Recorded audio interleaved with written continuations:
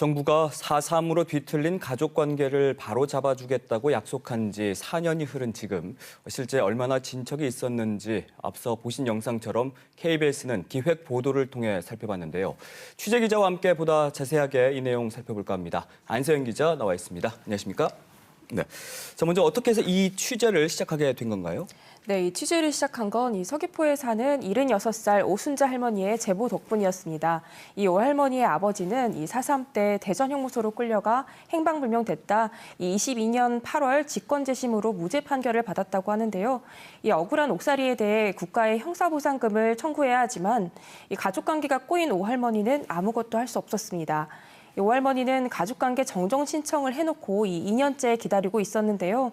과연 이런 상황에 처한 분이 한 명뿐일까 궁금해졌습니다.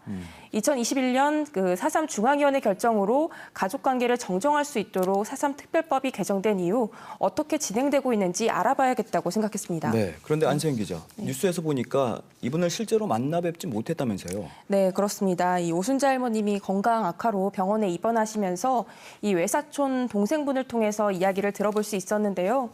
이처럼 가족관계 정정을 기다리는 유족 대부분이 7, 80대 고령으로 언제 악화할지 모르는 건강 탓에 걱정이 크셨습니다. 이 취재진은 3년 전에 만나 뵀던 또 다른 유족 77살 이순년 할머니의 안부도 궁금해졌는데요. 당시 이 할머니는 삼촌 조카로 돼 있는 아버지와의 관계를 바로잡기 위해 이 무덤 속 유해로 유전자 대조까지 했지만 일부가 일치하지 않아 낙담하셨습니다.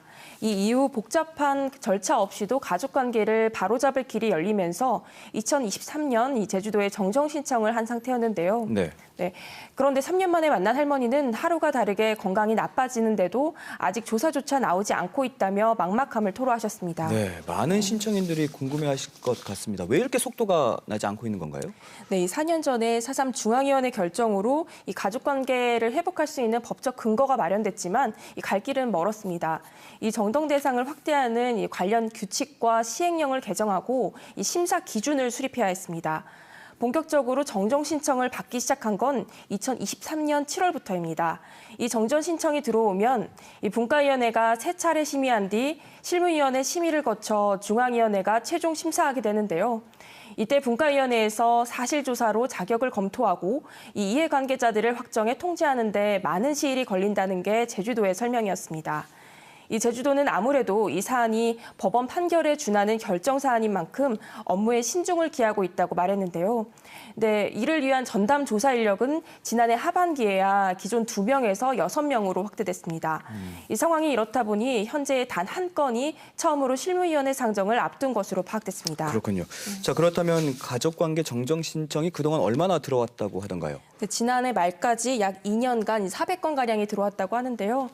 이 친생자 관계를 바로 잡아달라는 신청이 200여 건으로 가장 많고 이 양친자 관계를 인정해달라는 신청이 약 100건으로 뒤를 이었습니다. 제주도는 올해 안으로 이 전체 신청 건수의 절반가량을 사실조사를 마치겠다고 밝혔는데요. 이 실무의 심의를 거쳐 중앙위 결정까지 언제쯤 내려질지는 장담할 수 없는 상황입니다. 네, 언제 정정될지 모르는 상황에 개인적으로 소송을 계속 이어가신 분도 있다면서요? 네, 그렇습니다. 이 북촌 집단 학살 당시에 이 부모와 형제를 한꺼번에 잃고 이 큰아버지 호적에 오른 그 84살의 윤옥화 할머니입니다. 이 할머니는 다행히 유전자 검사로 부모 모두와 일치한다는 판정을 받아서 이를 근거로 법원에 소송을 제기할 수 있었는데요. 결국 인지청구 소송을 통해 친부모가 맞다는 인정을 받았지만 이 가족관계 등록부에는 아버지밖에 올릴 수 없었다고 합니다. 이 아버지와 어머니가 이 생전에 혼인신고를 하지 않았기 때문인데요. 끝내 벽에 가로막힌 윤 할머니는 이 제주도의 혼인관계 결정 신청을 하고 결과를 기다리고 있습니다. 네, 제자리로 돌리는 일이 참 어렵기만 합니다. 그런데 이 과정에서 또 주민등록이 말소되는 피해도 겪으셨다면서요? 네, 맞습니다. 이 인지청구 소송만 인용되면 다 끝나는 줄 알았는데 그게 아니었습니다. 이 큰할아버지의 딸이 아니라는 신고를 한 뒤 실제 친아버지의 딸로 등록하기 위해선 가족관계 창설허가를 또 받아야 했는데요. 이 과정에서 법원의 허가 결정이 나길 기다리는 동안 주민등록이 말소되는 일이 벌어졌습니다. 이 살아있지만 세상에 없는 사람이 돼버린 건데요. 이 때문에 모든 복지 혜택이 끊기면서 이 병원조차 다닐 수 없었다고 합니다. 사실 이 절차가 모두에게 생소하다 보니 이 읍사무소 공무원들도 나서서 법원에 빠른 결정을 요청했다고 하는데요. 네. 이 같은 피해가 또 있을 거라는 생각이 들어서 추후 취재를 이어가 볼까 합니다. 네, 결국은 이 모든 절차를 한꺼번에 해결할 수 있도록 위원회 결정이 좀 빨리 나와줘야겠네요. 그런데 가족 관계가 이제 정정이 되면 무죄 판결을 받은 수영인 희생자의 자녀가 보상을 청구할 수는 있는 겁니까? 네, 이 판결을 안 날로부터 3년 이내면 가능한데요. 근데 문제는 검찰이 청구한 직권재심으로 이 무죄 판결을 받기 시작한 게 2022년도부터라는 겁니다. 이 형사소송법상 무죄 판결을 안 날로부터 이 3년 이내에 보상 청구를 해야 하는데요. 지금이 2025년도니까 이 시효가 소멸되는 사람들이 생기는 겁니다. 네, 이번에 저희가 만난 그 김을생 할머니의 경우 2022년 11월 이 아버지의 무죄 판결을 받으면서 앞으로 반년 뒤면 청구 시효가 만료될 상황이었는데요. 하지만 오촌 친척 호적에 오른 이 김할머니는 위원회의 정정 심사만 기다릴 뿐 별달리 할 수 있는 게 없었습니다. 그럼 청구 기간이 지나면 아예 그 보상 신청을 할 수 없게 되는 거예요? 네, 안타깝게도 현재는 그렇습니다.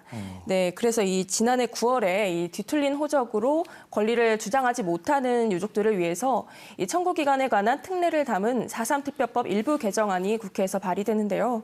이 무죄 판결을 안 날로부터 3년 이내에 청구하라는 이 형사보상법에도 불구하고 가족관계 정정을 심사하는 이 중앙위원회의 결정을 통지받은 날로부터 3년 이내에 보상을 청구할 수 있도록 하는 겁니다. 앞으로 국정이 안정화되면 이 본격적으로 논의가 시작되겠지만 이 국회 행안위 전문위원실이 지난해 말에 이 부정적인 검토 의견을 낸 만큼 적극적인 공감대 형성이 필요해 보입니다. 네. 그럼 이 외에 또 법적으로 개선이 필요한 부분이 있다면 어떤 게 있을까요? 네, 그 가족관계 심사 과정에서 이 사각지대가 계속 나오고 있는데요. 이 제사를 지내온 양자가 법적 양자로 인정받을 길이 열렸지만 이 희생자가 호주였을 때만 자격을 가질 수 있는 상황입니다. 또 이 사실혼 배우자나 양자란 사실을 인정받는다 하더라도 이 등록할 수 있는 대법원 규칙이나 규정이 없는 것도 문제입니다. 그리고 또 하나 이 정정을 신청한 유족이 사망하게 되면 절차가 종료되고 마는데요. 이 취재진이 만난 담당 공무원과 이 분과위원회 위원들 역시 이 부분을 안타까워하고 있었습니다. 참 앞으로도 풀어야 할 과제가 많은 것 같습니다. 끝으로 또 전하고 싶은 말씀 있으실까요? 네, 이 유족들은 이 본인들 잘못으로 가족관계가 꼬인 게 아니지 않습니까? 네. 네, 가족이 억울하게 희생당하지 않았더라면 남들처럼 이 따뜻한 울타리 안에서 살 수 있었을 텐데요. 이제라도 국가가 나서서 가족관계를 정정해준다는 건 참 감사한 일이지만 이 생색내기에 그치지 않기 위해선 그 속도는 피해자들에게 맞춰줘야 한다고 생각합니다. 네, 안 기자의 말처럼 생색내기에 그치지 않기 위해 정부의 좀 면밀한 검토와 진단 또 발빠른 대책 실천이 이루어져야 할 것 같습니다. 이 부분도 계속해서 지켜봐 주시기 바랄게요. 고맙습니다. 네.